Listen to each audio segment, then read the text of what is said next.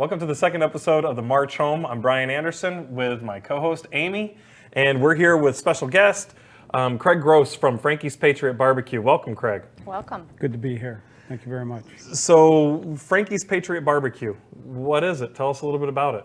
Well, Frankie's Patriot Barbecue is it's more than a restaurant. Let me say that. It's a shrine. You know, Yeah, it is. You walk inside and there's military memorabilia that goes all the way back to the Civil War. Oh, wow. And so, you know, You've been there, right? It's a pretty amazing place. Stuff Yeah. everywhere. It's like a museum almost. Yeah. It's just beautiful. well, we named the place after Corporal Frank Robert Gross, who's my son. Yep. And he was KIA 16 July 2011 in Kandahar, Afghanistan, in an IED explosion. And so I wanted to open a restaurant. I wanted to name it after him, but I wanted it to be a place where veterans could come. Yep. First and foremost, veterans could come and just feel relaxed. It was a place where they could come and they could talk with their buddies and their families and whatnot. And from the very beginning, I never imagined that it would transform into what it is today. Because when we opened the restaurant, we only had a couple pictures on the wall. We had, we had Frankie's picture on the wall and a couple other military-related pictures. The flag going up at Iwo Jima and those type of things. The big kiss on V-Day in New York Right. City and those type of things. And but one day, a soldier came in from MacDill Air Force Base, and he was a sergeant. And he took one of his pins off of his uniform. He was there having lunch with a couple of his buddies, and he was TDY. And I got talking with him and everything. And he said, "Would you mind if I took this pin and stuck it in the wall?" And I said, "That's great. Just Awesome. go right, have at it." So he stuck it in the wall right behind the cash register. And the next thing I know, I've got people coming into the restaurant, veterans from every branch of the service. You know what's really cool is actually when you're deployed. So TDY, first of all, is a temporary duty station. Yes. So he's down here for a little bit. But almost every single base, it's like a transit base that I've gone through. They've had guys have taken their patches off and Yeah. put them on there. So Yeah, it's almost like they're using it as, hey, I've been here, yeah. Leaving their mark. leaving their That's Mark right. of who's their been. branch And their honestly, there's not a experience. missing space on your wall now, almost. Well, we still have a lot of room. The other day I got this great idea that when we run out of wall space, I'm going to start hanging stuff from the ceiling. Oh, that will be cool. And, That's a good you idea. You know who has a good example of that? So the American Legions and VFWs always see it in there, and people have it. They take the ceiling pieces out. Yeah, and the put ceiling stuff on there. tiles. Yeah, Yeah. the ceiling tiles and do the That's ceiling what- tiles. That's what we're That's a planning great on doing. idea. We're planning on doing that, and then also there's ample room for little pins and stuff like that. We'll Yeah. never run out of room. All that for the- little for the space, right, for all the pins and small stuff. things. Yeah. So Frankie's Patriot Barbecue. Where are you guys located now? 6250 Almerton Road, right off of 19, You're right on the corner, right there, right? southeast corner. It's a beautiful place. I remember going up there, and you guys had an event that was going on outside. Yeah. How often do you guys? It was like a bunch of veteran booths, and you had a band playing and things. Then is that something that you guys do regularly, or? Yes, we have an event. We try to have an event every month. Yep. And we've had an event there every month since we opened at that location. We opened there at Christmas time. And we've had an event every month since we opened. But this month, the month of June, we're not going to have an event. And the reason for that is because we're making plans right now for the mother of all events at Frankie's Patriot Barbecue. It's going to be it's going to be 15 July. And it's going to run from 12 o'clock in the afternoon until 6 p.m. And we're going to have bands, and we're going to have, it's going to be called the War of the Wings. War of the War of Wings. the Wings. That's July 15th at Frankie's Patriot Barbecue. And is it on your Facebook page? Not or- yet. Not We're having the flyers and everything put together right now. We're in the process of hiring, bands and what it is, we're challenging local restaurants that want to come in and challenge Frankie's Patriot Barbecue wings. Yep. And so Oh, the public will actually do the voting for who's got the best wing. And right now we've got about 5 restaurants that have already jumped into the fray. We're gonna limit to maybe 15 or 20 restaurants total, and so people will come in and That's they'll that's test pretty the cool. wings. So if you think you have the great wings, idea. if you're the restaurant that thinks that you can compete with Frankie's Patriot Barbecue, July 15th, that's going to be quite a date. I hope I'm here to enjoy that. Yeah. I'll be a public judge, so All right, okay, that's good. We have to put a panel together, I'll be part of the panel. So but you have to be totally unbiased, you know. So, I so just like let's- wings. yeah. let's talk a little bit about some of the things that you're also doing. I understand that you're now the vice president of Gold Star Fathers of Florida chapter. Yes. Can you first tell us a little about what Gold Star Fathers are, what Gold Star families are, and then tell me about what you're hoping to do sitting in that position. Okay. Well, a Gold Star father is basically a father of a soldier that has been killed in action. You start out as a Blue Star family, and if you have a son or a daughter that's serving in any branch of the military, you are a Blue Star parent. Yep. A lot of people don't know that, and it's very sad that they don't know that, because the parents should be wearing a Blue Star proudly.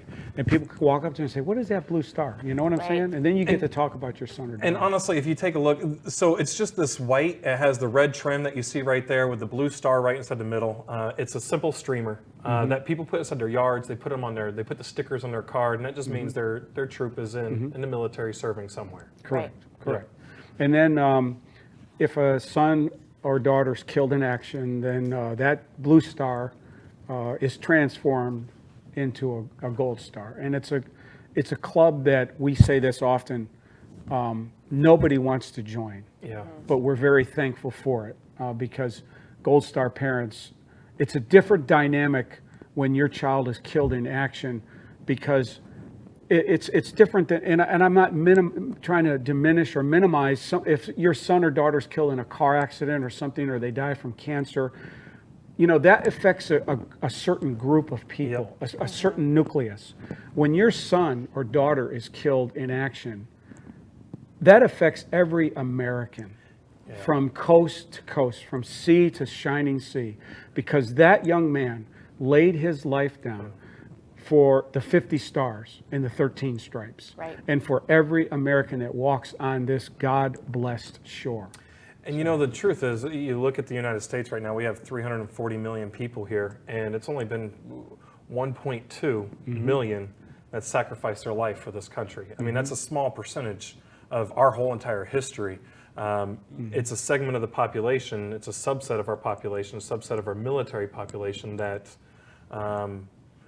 a great deal of respect and honor goes out to.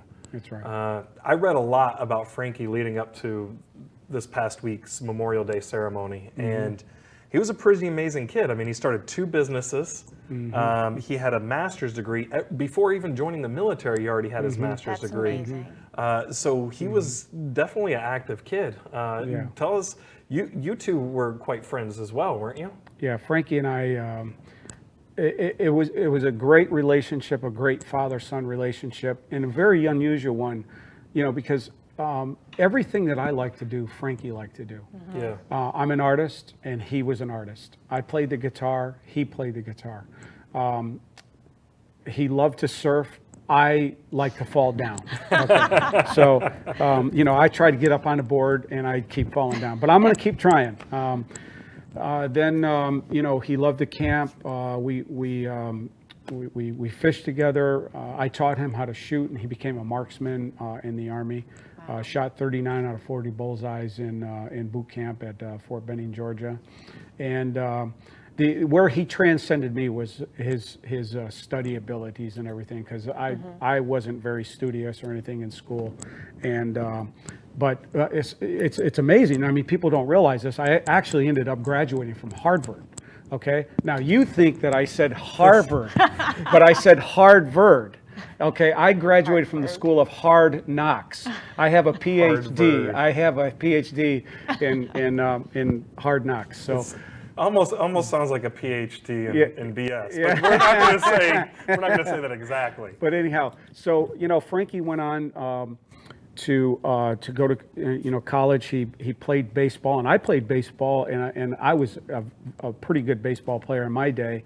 And then he came up through the ranks in high school, and he still owns his rights to a couple of records that he broke at Indian Rocks High School. Oh, really? And then he got a scholarship to play baseball in college, and he, in his junior year of college, he said, "Dad, I'm going to quit baseball, and I'm going to really focus on getting my master's degree in business." And I said, "Well, Frank, that's fine." I was always behind him 100%, either him or my daughter, whatever decisions they made. And so he dropped out of baseball and went on to get his master's degree from Full Sail University in Winter Garden, Florida. And He was very ambitious. yes, and here's one of the cool things. When he graduated, my wife and I had no idea that this was going to happen. They were giving out special awards after the graduation, and they called Frankie up. And I was like, well, he had already gotten his diploma, so he's getting some sort of a special award, for academics or something. And they said, we want to give this. It was a beautiful plaque that they gave him for never missing one class while he was in college. That's amazing. All the way through his master's, not Yeah. missing a class. Yeah. So now that so Frankie was an amazing kid. Now because of the things that you saw in his life and the absence of him now, you're helping other Gold Star fathers. Yes. And you're also informing a community about some of the things that they do.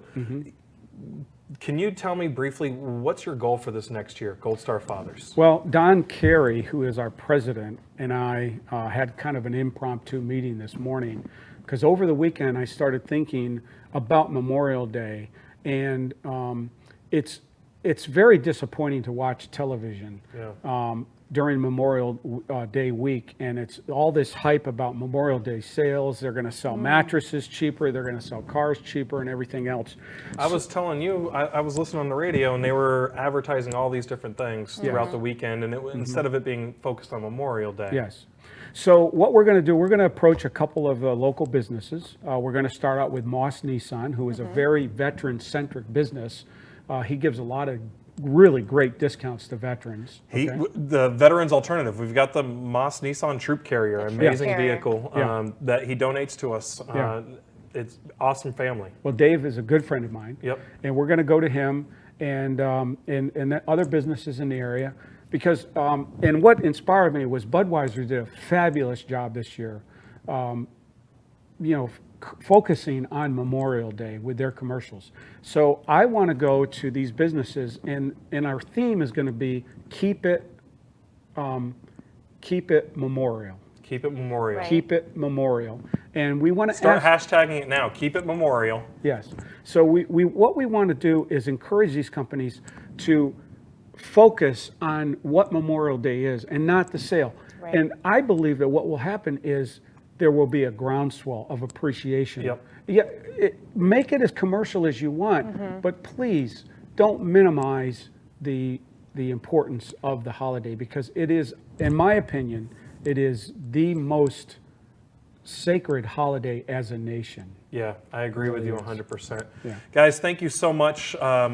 Craig, thank you so much for being on the show. I really appreciate it. Great to be here. Please Thank stay you. with us. Thank Next you. segment, we're bringing on my good friend Christopher Blaine. Talk a little bit about what he's done inside his civilian walk, first from opening up the stand down to now going to school at Stetson University. We'll be right back.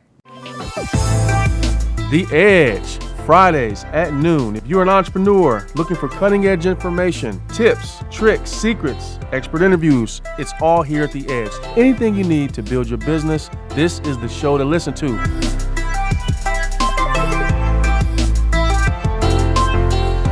It's The Edge. Check us out Fridays at noon.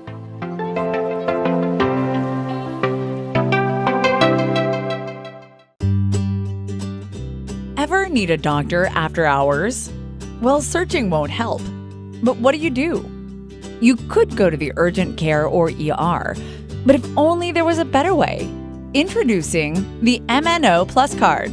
No waiting rooms, no copay, no consultation fee, giving you 24/7 access to a doctor by phone or online. It's easy to get started with affordable plans starting at $15 a month for a family of 5. For more information, visit mnoplus.com today.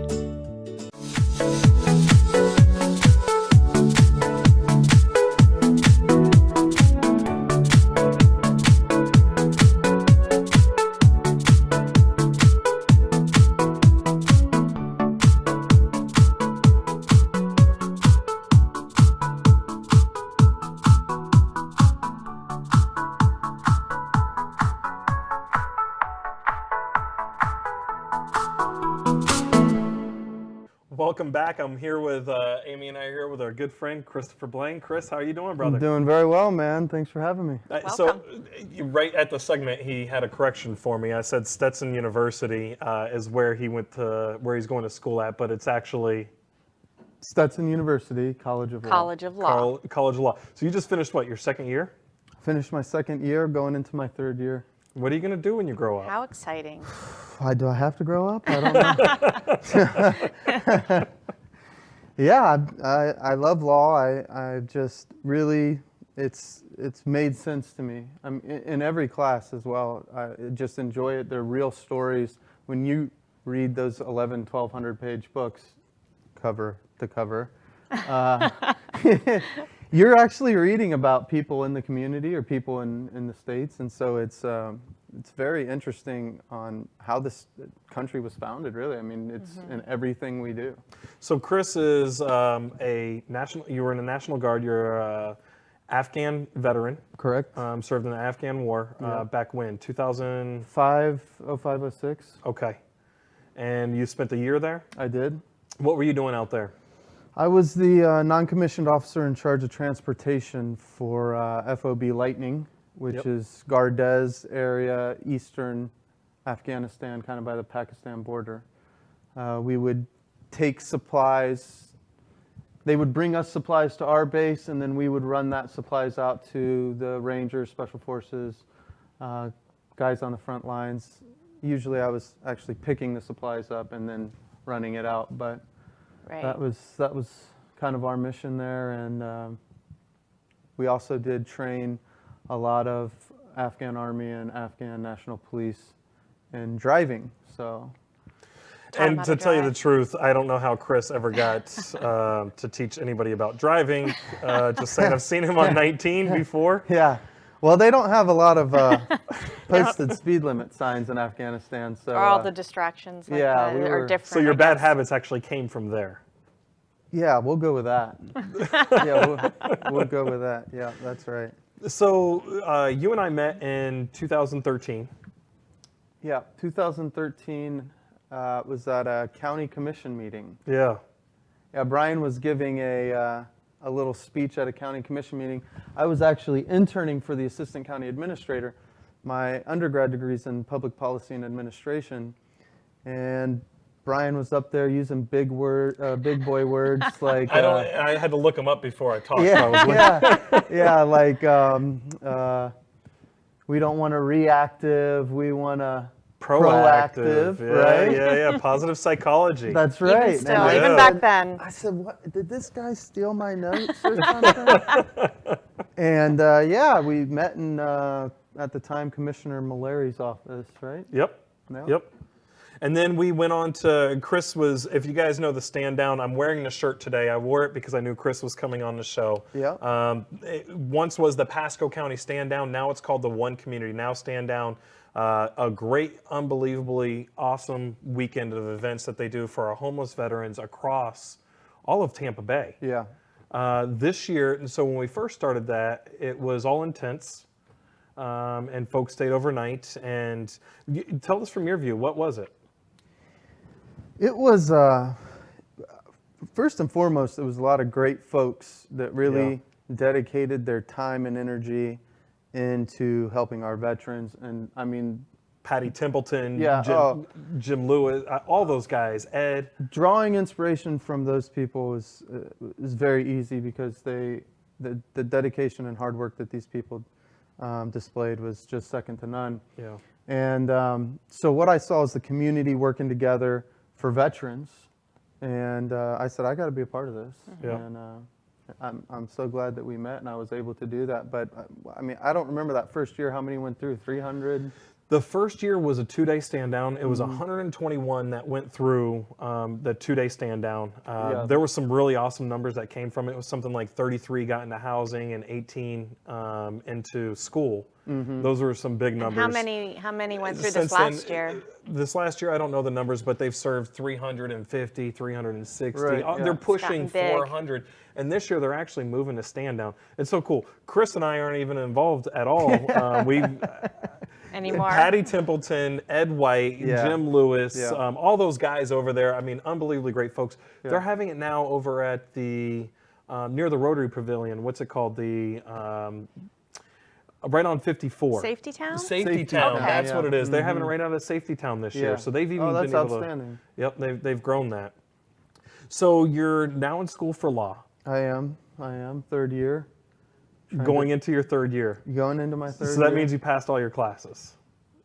Yeah. yeah. Plus. That's a plus. I had no illusions that I'd be on any kind of super honor roll or anything, but just staying right above average has been a good home for me there. So So as long as this next year goes pretty well, Yeah, I then think that so. means It's All going to right. go well. He's going to be doing fine. I We'll know do he's all going to right. do pretty well. So spring of 2018, you'll be graduating. yes. Oh, we get to look forward to that. And so what happens after you graduate? Well, I hope that first of all you'll be there. Yeah, I'm putting it on the calendar. Yeah. Yeah. I'm going to. I've looked at a couple of different things. I've seen a real need for people to get help. Anytime someone needs a lawyer, it's usually unexpected. No one plans a legal problem. Oh, so he's going usually, not that they don't, but usually it does. But I'm looking at different ways to be able to help in that and further connect people with the legal help that they need. So he's going into the business model. Folks, the real thing that I wanted to ask him is, when is he going to run for public office? I don't know about that, Brian. Is that an aspiration at all? It's not about an aspiration. It really, when I look at it, and let's talk about this. We have a couple of veterans that we know that are in office. Danny Burgess, awesome Yes. guy out of Right. Zephyr Hills. But we don't have a lot of veterans in office. It's true. And it's true. someone who's a lawyer who knows how to argue That's right. and knows how to go through that process. It's a impressive history that you have. And I've heard you speak, so you speak really well. I think Well, you'd be good thank at you that. for that, Amy. This is putting Chris on the spot, just so you know. We did it just now. You guys look out. I definitely agree. There should be more veterans in office, no matter if it's local, state, or congressional or Senate. If people are making choices to send our children to war, they should probably know a little something about it. Yeah. Or helping with the transition out. Sure. Yeah. Absolutely. I mean, that's half the battle. Yeah. That we always need to be cognizant of, because tragedies, once someone's back home, is just as devastating as happening overseas, Right. as far as I'm concerned. So you've had transition on your own. Ed, do you care to talk a little bit about some of the things that you've been able to overcome? I know that you and I have had a lot of offside conversations about what that transition is like. Yeah, so I think that was a real turning point for me when we met. I got back in 2006 and did construction. Of course, that lasted about a year and a half before the bubble burst. Yeah. And I had bought a house. I saved every penny when I was in Afghanistan and bought a house. And next thing I know, I'm scrapping metal, doing odd jobs. I mean, just whatever it took to pay that mortgage. And when you still are carrying the weight of the battlefield with you, and you come home and things are not working out as well as you'd like them to be, it's overwhelming. Yeah. And when there's other issues that are happening, it can be even small things, VA issues, or there was a time when my education benefit checks weren't coming, and Yeah. and the phone wasn't being answered.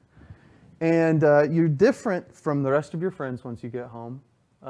You're really kind of on an island a lot of times.